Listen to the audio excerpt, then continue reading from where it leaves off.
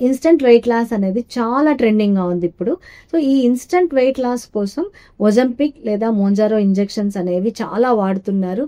Without doctor prescription లేకుండా కూడా OTC product లాగా కొనేసి వాళ్ళే సెల్ఫ్ ఇంజెక్షన్స్ వేసుకుంటున్నారు. డెఫినెట్ గా ఇది డాక్టర్స్ సూపర్విజన్ లో తీసుకుంటే చాలా మంచిది. ఈ సడన్ ఫ్యాట్ లాస్ వల్ల బాడీలోనే కాదు ఫేస్ లో కూడా చాలా చేంజెస్ వచ్చేస్తాయి.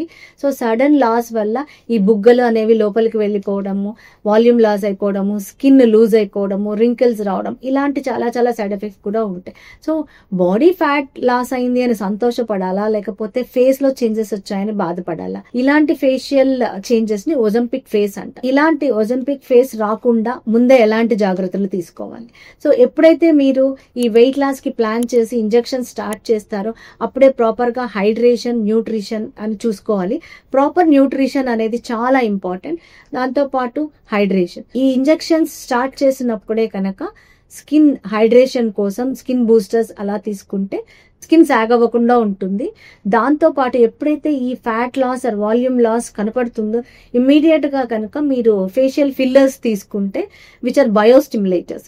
ఈ ఫేషియల్ ఫిల్లర్స్ తో ఏదైతే వాల్యూమ్ లాస్ ఉందో దాన్ని మనం రీప్లేస్ చేసి ఫేస్ అలాగే ఉండేటట్టుగా చేయొచ్చు. సో మీ బాడీకి తగ్గట్టుగా ఫేస్ కూడా వాల్యూమ్ లాస్ లేకుండా నీట్ గా ఉంటుంది.